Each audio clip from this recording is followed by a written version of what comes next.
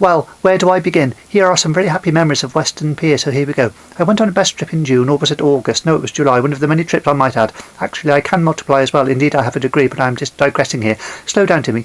So we all got on the bus, apart from the bus driver, who obviously was already on board when we got on, and then he started the engine. Away we went to Weston via Bristol along the busy roads with the smell and taste of sea salt on our lips. Well, on mine actually, as we were heading for a brill place. Weston-super-Mare and its lovely pier. The pier just appeared when we got to Weston, but not before I had nearly crunched through three-fifths of a peanut in my mouth, which made me cough, and a good job the window was open because the other 2/5 landed in a field of cows, and the cows started to eat it, and then carried on eating it. I digress. It was a sunny day now, although, well, it was not when we started the journey. In fact, it was raining, but now the good old sunbeams, or were they new sunbeams, were now travelling first class and brightening the sky up.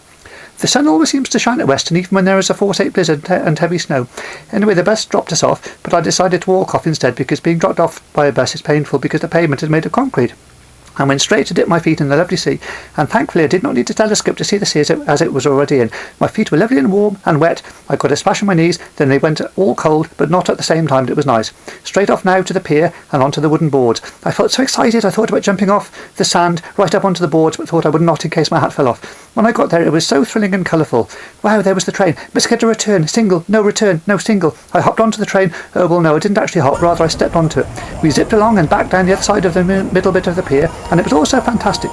Whizzing past tourists, candy floss ice cream, people whistling, more ice cream and seagulls. The journey went so fast, and I was so excited, I got off the train, and being back where I started, thought I would walk to the end of the pier. I had walked this pier many times, and it was lovely seeing the views and things. I think I could see the Millennium Stadium and Penarth Pier. I had my sandwiches with me. I live on sandwiches. I will not actually live on them because I eat them, and even if I did live on them, my feet would sink into them. And besides, my feet are too large. Anyway, out came the bread, cucumber, peanut butter, jam and cheese sandwiches, and then I noticed, or rather one of several notices, that only food bought on the pier can be eaten on the pier. So off I went onto the beach again and slipped on a sand grain. Not sure which grain it was, but as I was eating sandwiches, thought that was a coincidence. Maybe sand grains and sarnies were related once in the Jurassic period. Anyway, my sandwiches went down the old cake-hole chute in less than 2 minutes 47 seconds. Actually 2 seconds earlier than that, as I was mad to get back on the pier. As I went past the colour and smiles, I saw that the train was coming ever nearer. Wow, but must have an ice cream first, and then another, which I did, and this made me so full I had to go off the beautiful pier again. I asked someone where the toilets were, and he didn't know, so I told him where they were, and I went straight back on the pier, determined to have a ride on the train. I met a friend of mine and got her to take a picky of me behind one of those fat ladies or something, you know, where you have to put your face through a cutout of her face. The camera clicked, and then my friend played out the obligatory "I don't think the pictures come out" scenario, but I thought, never mind, it gives me another chance to pose. While she sorts a camera out, we have missed the train, so I pretend I'm in a walking race and hastily go on my own to the end of the pier, savouring the delights as I walk along. I feel close to nature and pretty close to the sea a bit below me. I didn't feel close to the clouds because they weren't any now. Only time I feel close to clouds is in fog. I see some boats on, or rather in a small bar thing with water in and children and adults trying to steer them. On I go, left, right, wow, the people look like ants on the beach below. It is so hot and my mind is calm and collected, though I think that this is a silly term as one only has one mind, and so how can one item be collected? Anyway, on the way back I meet my friend again, and she does a Western seagull impression, and I laugh with joy, and I think I should take some more pics. I tried to put the camera on movie mode, but forget how to. The camera shows that the digital storage card is full, so I have to delete some pictures, which takes ages. She offers me a sweet, and I tell awful jokes during this time to thank her, and I listen to more seagull impressions. Lovely. She has an ice cream, so I want another one. I want an ice cream bigger than hers, and then a cup of coffee, a carton of coffee, or was it tea?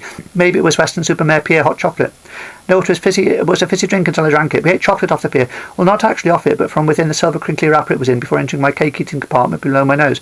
Then she blew her nose and we gasped as my hat nearly blew off the pier, soon after which I saw a football being thrown off onto the sand below. Actually, it was silly saying below because obviously the sand is below, and then I thought there may well be 2 layers of sand below where I was standing, or rather sitting, because we may be directly above a sandy beach in Australia, although if that is the case, relative to me, the second layer of sand 8,000 miles away is upside down. Wow. I read the newspaper I was carrying, then stood and took more pictures, listened to general sound of the seaside. Not that any generals were there, I might add, although there was one major there, as I heard a song a long way away being played in a major scale. It all added up to a nice feeling. We strolled slowly off the pier and saw beautiful colour things all around, including lights that looked like golf balls on stands. The sun was strong, it had good muscles, you see. The bus was due to pick us up, well, not actually pick us up, but rather we would board the bus in half an hour's time. So off we went off the pier, past the colour, freshness and zip of Weston Pier. Bye-bye pier. Good old Weston Pier. Many times have I visited it, and many happy memories I have had there. Hope you like my tribute. Much good wishes from Timmy.